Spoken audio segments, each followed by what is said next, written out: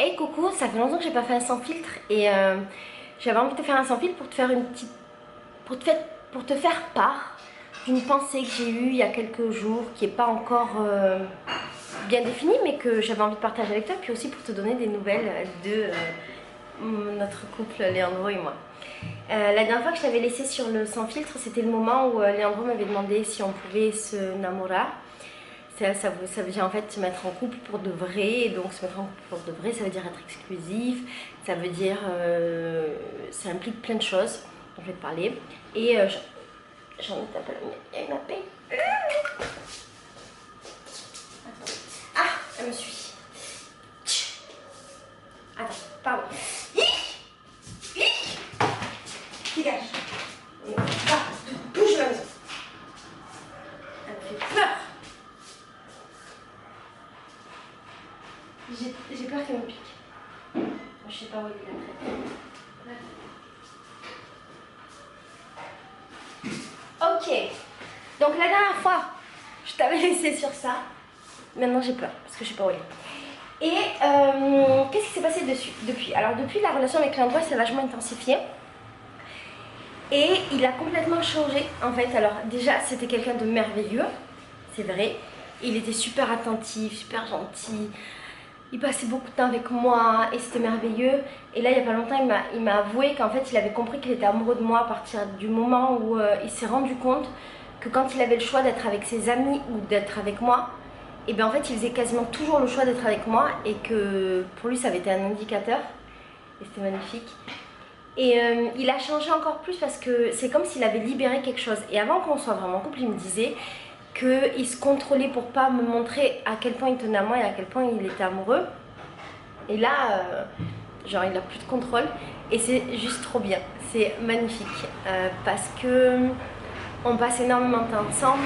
Il dort plus souvent à la maison qu'avant. Quand il dort à la maison, il reste genre plusieurs jours, alors qu'avant c'était toujours, il venait le soir ou en fin de journée, on passait la nuit, on passait la journée après, mais ensuite il rentrait chez lui. Maintenant il se permet. Le truc qui a joué aussi dans le fait qu'il se permette, c'est que la mère de son fils habite maintenant à côté de chez lui. Donc du coup, le petit, il est entre la mère et lui. Mais il est grand, il n'est pas vraiment petit, hein, il a 13 ans. Donc ça lui laisse un peu de temps libre. Il me dit tout le temps qu'il m'aime. Et ça, c'est merveilleux. Il est encore plus affectueux qu'avant. Et je le sens beaucoup dans la planification en fait de l'avenir, c'est-à-dire pas genre on va faire ça, on va faire ça, c'est un Brésilien évident au moment, mais dans le fait que avant il se projetait pas énormément et maintenant il se projette beaucoup et pour lui c'est acté qu'on est ensemble et qu'on va rester ensemble très très très très très longtemps. Ça c'est chouette. On a prévu de voyager ensemble et je t'avais expliqué que les Brésiliens, quand t'es pas encore en couple, c'est très dur de voyager avec eux parce que c'est quelque chose de très intime. Donc là on a prévu de voyager ensemble et j'ai trop hâte de voyager avec lui parce que ça va être encore un autre truc. Aussi on a passé beaucoup de temps avec ses amis. Il a fait un truc qui pour un Brésilien est ouf, c'est genre il m'a mis sur son Instagram, je te parle de ça. Pour les Brésiliens, mais je crois que j'en avais un peu parlé une fois, pour les Brésiliens, les Brésiliens en tout cas à Rio, les mecs ne s'affichent pas avec des meufs si c'est pas genre leur meuf ultra officielle depuis un moment. Avant ce moment là, c'est à dire nous ça a mis 8 mois, avant les 8 mois, même 2 mois après qu'il m'ait demandé qu'on soit en couple, hein, c'était mort pour qu'ils mettent une photo de moi. Alors ils font ça parce que la plupart, comme je t'ai dit, ils ont plusieurs meufs, plusieurs plans, donc ils s'affichent pas avec une. Et Léandro en plus c'est un artiste, il est dans un groupe connu ici de métal, donc quand il met une publication sur Instagram c'est genre un événement pour lui, c'est très réfléchi, très machin. Et parce qu'aussi l'Instagram ici ça officialise énormément les choses et si tu mets une photo de toi avec une meuf sur Instagram ou un mec sur Instagram, ça veut dire, ça envoie le message à tout le monde que t'es en couple. Et donc là, pour le début d'année, il a commencé par mettre une photo où on ne voyait pas, j'étais avec lui, on devinait, mais on ne voyait pas exactement mon visage et c'était tout noir. Et là, je me suis foutue de sa gueule, j'ai dit, mec, oh, c'est une photo de soleil, elle est où la lumière? Et en fait, il me disait genre qu'il préparait le terrain. C'est un Brésilien, et tout doucement. C'est fou que les réseaux sociaux soient aussi importants ici. Je pense que quand on est français, on ne peut pas avoir la conscience, c'est de l'eau. Hein. Ça ressemble à du Perrier, mais c'est de l'eau. On ne peut pas avoir la conscience d'à quel point les réseaux sociaux sont importants ici. Réellement. Enfin. Et après il m'a mis sur ses stories officiellement, genre avec une photo de couple. Alors souvent ce qu'ils font les Brésiliens, c'est qu'ils mettent genre la vraie photo officielle où t'es avec ta meuf comme ça et tu poses. Je trouve ça trop bizarre, mais j'accepte. Et donc il a mis la vraie photo où on a la plage tous les deux, où on pose. Et il a fait énormément de photos vidéo de nous. Et depuis qu'on est officiellement ensemble, il en fait tout le temps. Et en fait ça, je sais qu'il va les mettre plus tard, parce que je le connais, mais toujours les trucs 1000 ans après. Et ça lui fait un peu ce qu'ils appellent ici les Brésiliens du matériel pour après. Donc c'est trop bien parce que c'est un grand pas. Mais le plus grand pas de l'histoire, c'est que j'ai rencontré sa maman et que j'ai passé Noël chez sa mère. Et alors quand j'ai rencontré sa mère, je sais pas si j'en avais parlé dans l'autre sans filtre parce qu'il me semble que c'est plus récent que l'ancien sans filtre. Comment j'ai rencontré sa mère? En fait j'étais à Rocinha, donc dans la favela où habitait Andro. Et on voit sa mère passer. Et le délire c'est que sa mère, chaque fois qu'on a essayé de la croiser, on l'a jamais croisée. Et lui fait des tours à Rocinha, et donc avec les gens qui font les tours avec moi de Rio. Et chaque fois les gens que je lui envoie, ils rencontrent sa mère. Et chaque fois que moi j'y vais, elle n'est pas là. Donc au bout d'un moment j'étais trop deg, je me disais putain mais la vie, tout le monde connaît sa mère sauf moi. Et donc un jour on passe en moto à Rocinha, on croise sa mère et on s'arrête en fait pour aller discuter avec elle. Et donc je l'ai rencontrée, elle était trop mignonne, elle est super gentille. Et on a discuté, machin machin. Et en fait, il s'est rendu compte le soir en repartant chez lui que sa mère n'avait pas compris que j'étais Laetitia, la française de Leandro. Il croyait que j'étais une fille qui faisait un tour avec elle. Et elle m'avait déjà beaucoup aimée, mais elle n'avait pas percuté que c'était moi. Et en fait, il a organisé officiellement le Noël chez sa mère. Et donc quand elle lui a dit ah mais j'avais pas compris machin, et il lui a répondu un truc du genre ben maintenant tu vas savoir qui elle est parce qu'elle passe Noël avec nous. Et c'est quelque chose d'assez fou parce que c'est quand même la famille, c'est pas rien, tu vois. Et j'ai passé Noël avec sa mère et c'était trop bien. Apparemment sa mère m'a beaucoup aimée, moi je l'ai beaucoup aimée, elle est super gentille. Elle a fait une tonne de manger, tu vas le voir dans les vlogs parce que j'ai un tout petit peu filmé mais vite fait parce que je voulais vraiment profiter du moment. Et depuis en fait je me sens vachement plus intégrée à la famille parce que j'étais genre avec sa mère, il n'y a pas son petit, son fils il était avec sa mère à lui. Et donc j'étais avec la maman, j'étais avec le grand frère de Landro, la fille du grand frère. Il y avait Soraya qui est ma belle-sœur et c'était juste magnifique en fait parce que j'étais avec Soraya qui est la sœur de Farid, mon ancien mari, chez la maman de mon nouveau mec. Et c'était juste surréaliste et merveilleux. Et Soraya et Landro ça m'aime énormément. Et Farid aime énormément Landro aussi sans connaître. Et il y avait aussi Lila, qui pour moi fait partie de la famille aussi parce qu'on se connaît depuis qu'on a 18 ans. C'était un nouvel an parfait et après en fait on était un Noël pardon parfait et après on était dans la rue avec ses potes, on a passé toute la nuit dans la rue à Rocinha. C'était génial. Maintenant ses potes me connaissent.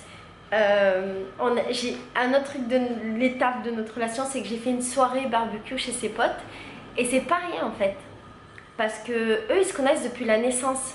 Je sais pas si t'imagines, ils sont tous nés dans cette favela, ils ont tous grandi dans la même rue, dans la même maison. Et donc c'est un groupe, tous les gens de la rue se connaissent depuis la naissance et eux c'est un groupe d'amis qui se connaissent depuis genre 36 ans.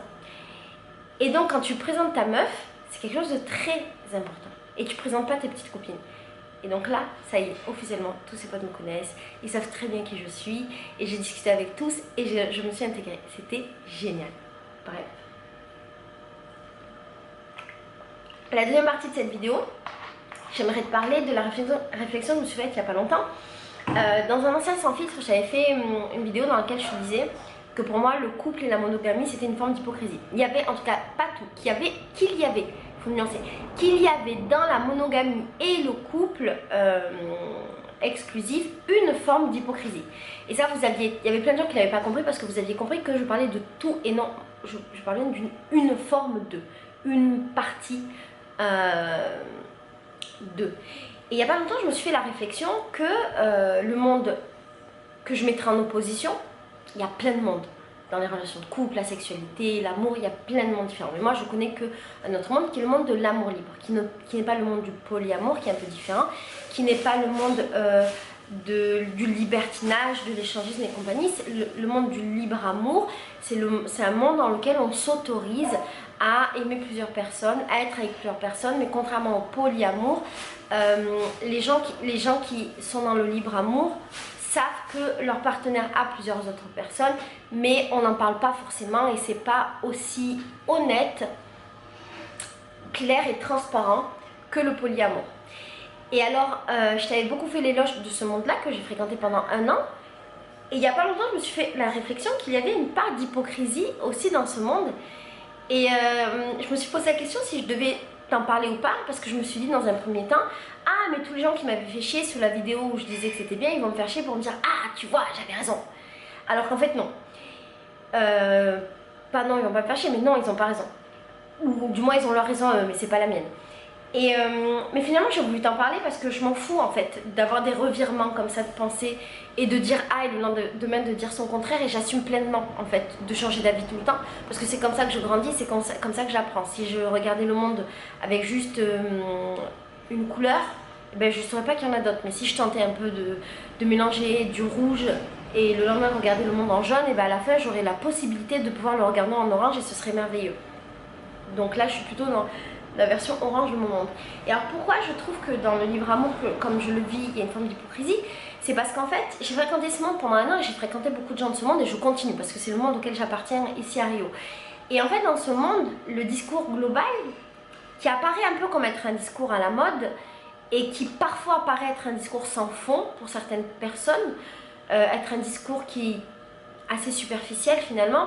Le discours c'est qu'on est libre, qu'on peut aimer plusieurs personnes, qu'on peut embrasser librement, qu'on peut faire l'amour librement et que c'est bon et que ça rend heureux d'avoir cette possibilité. Et je suis tout à fait d'accord avec ça, que ça rend heureux de s'offrir cette liberté, cette possibilité de vivre des expériences avec des personnes différentes. Je suis entièrement d'accord, j'ai absolument pas changé mon point de vue sur ça. Mais alors, où est-ce qu'est l'hypocrisie?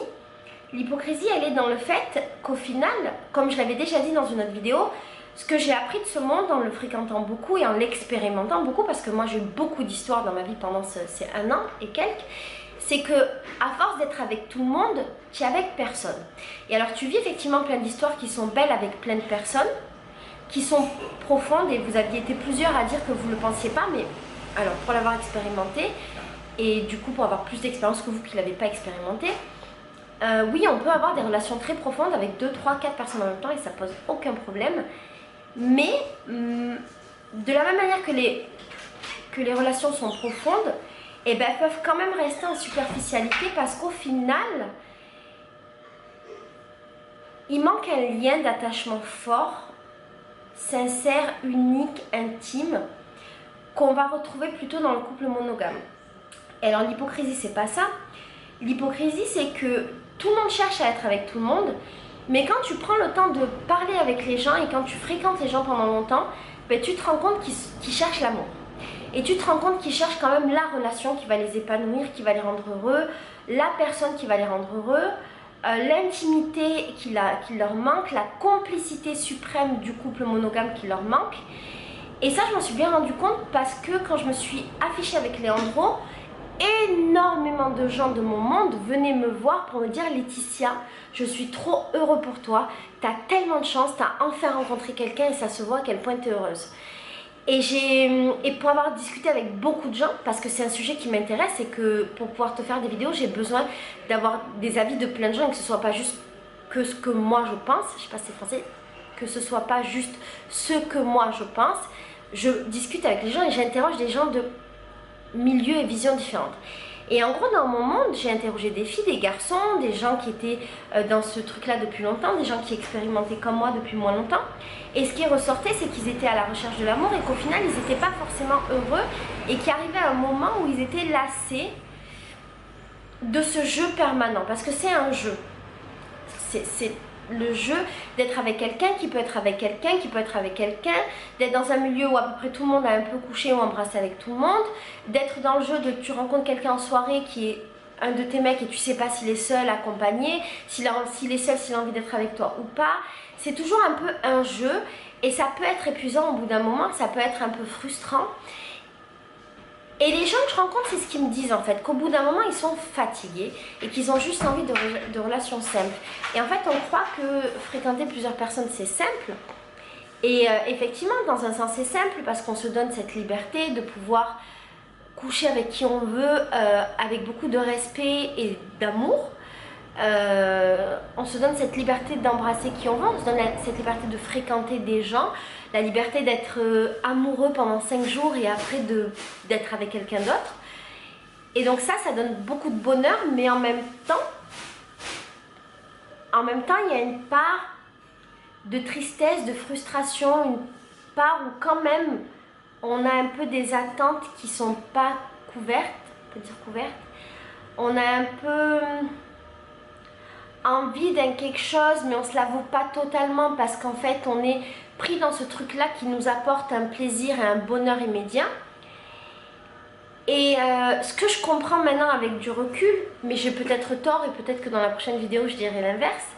Ce que je comprends maintenant avec le recul, c'est qu'en fait, comme un peu tout dans la vie, l'amour et les relations et les besoins, c'est quelque chose d'assez cyclique et qu'à un moment donné, on a besoin de quelque chose. Si on a le courage de le faire, on l'expérimente. Et moi, je pense qu'avoir ce courage, c'est très important. Le courage de se donner cette liberté d'expérimenter ce qu'on veut, durant le temps qu'on veut, d'aimer ou pas, revenir en arrière ou pas, composer avec, en tirer des choses qui nous plaisent et fabriquer autre chose. Et en fait, on va composer avec ce dont on a besoin pendant un certain temps, et une fois qu'on a fait le tour de la question, ben, le cercle se ferme, le cycle se termine et on passe à autre chose. Et dans mon cas, c'est ce qui se passe, et ma vie est très cyclique en fait, et je fonctionne toujours comme ça. C'est pour ça que je peux retourner ma veste à chaque instant et changer d'avis à chaque instant. C'est parce que j'expérimente le truc jusqu'à ce que j'ai vu tout ce que je pense avoir eu à voir, jusqu'à ce que j'ai expérimenté tout ce que je pense avoir eu à expérimenter, et puis quand c'est fini, je passe à autre chose. Et donc je disais, les relations sont cycliques, l'amour est cyclique, les besoins sont cycliques. Et donc, dans mon cas, qui n'est pas une généralité, qui est juste ma vision du monde et de la vie, j'ai eu plusieurs cycles avant. J'ai eu le cycle aussi du mariage pendant 8 ans, de cette relation très monogame, de cette relation d'épouse et mari.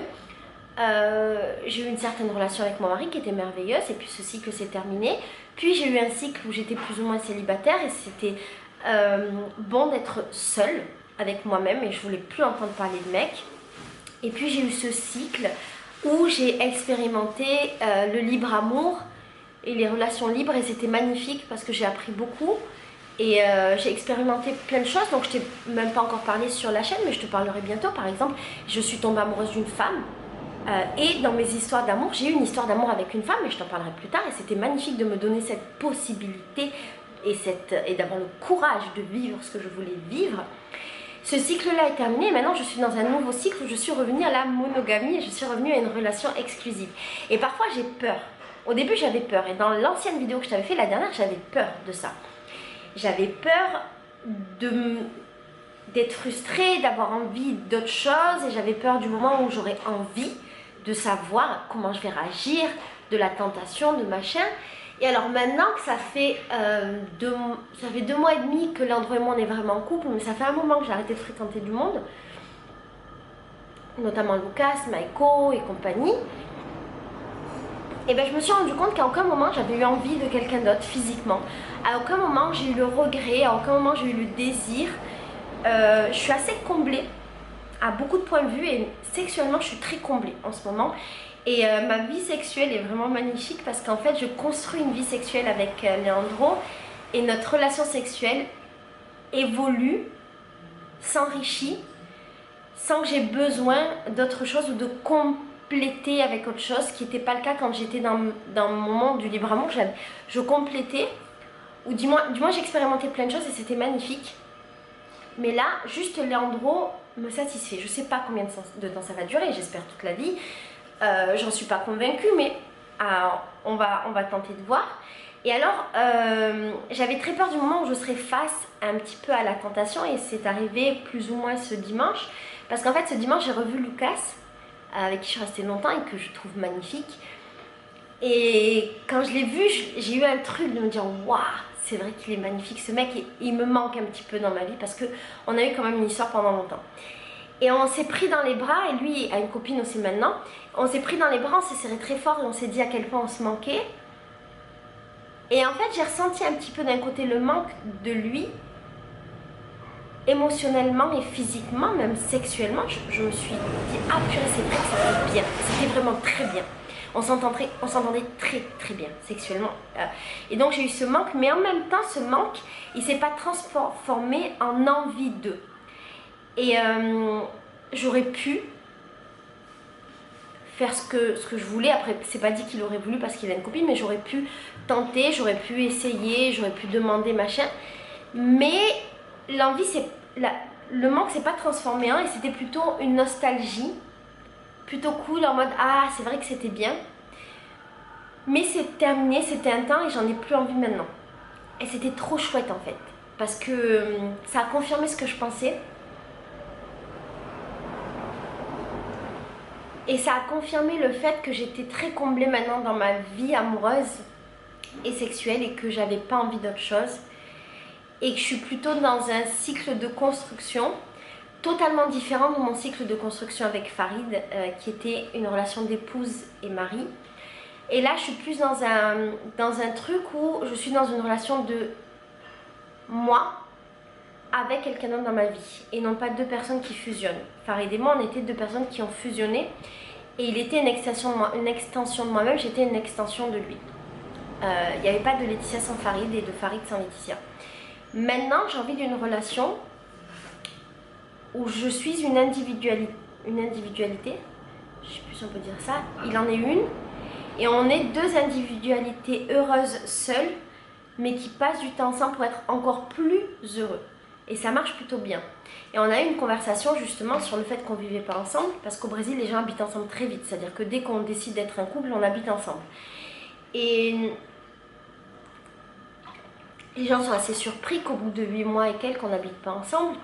Et je lui ai répété que je n'avais aucune volonté d'habiter avec lui. Je ne veux pas habiter avec un homme.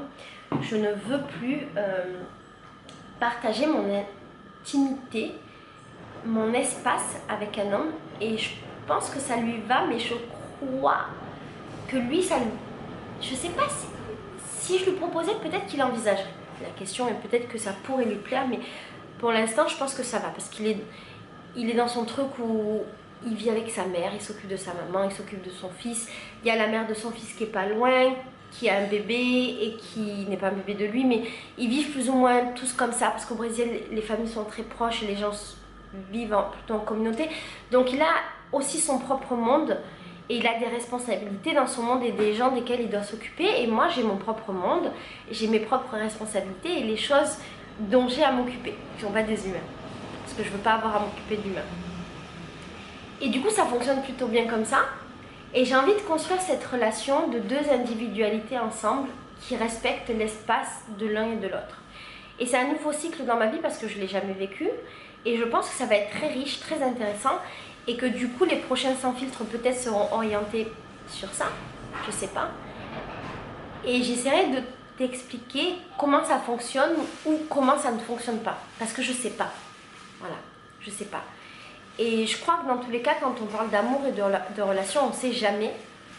Et que c'est très facile d'arriver après et de donner des leçons et de dire ah c'est comme ça, blablabla. Mais en vérité, vrai, on ne sait pas et on est tous autant perdus. Et c'est sans filtre pour moi, c'est une... Ça a coupé, je te disais pardon, qu'en vérité dans la vie on ne sait jamais. Et mais on ne le dit pas. Et moi je te dis je sais pas. Donc je te dis à bientôt, du coup c'est la fin de cette vidéo. Je te dis à bientôt pour un autre sans filtre qui arrivera je ne sais pas quand.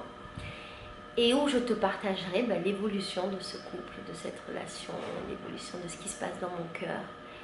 Et peut-être même dans mon lit. Et je trouve ça trop chouette de partager ça avec toi. Je trouve ça aussi très très chouette le fait qu'il y ait de plus en plus de garçons qui regardent les sans filtres. C'est plutôt bon, plutôt sain, plutôt enrichissant, plutôt intéressant. Je suis super heureuse de voir qu'il y ait autant d'interactions dans les commentaires. Aussi par rapport au sans filtre parce que c'est un espace de liberté pour moi énorme dans le sens où je m'empêche pas de te dire ce que je ressens. Et je m'empêche pas de me tromper. Et de dire des bêtises. Et c'est plutôt chouette et humain.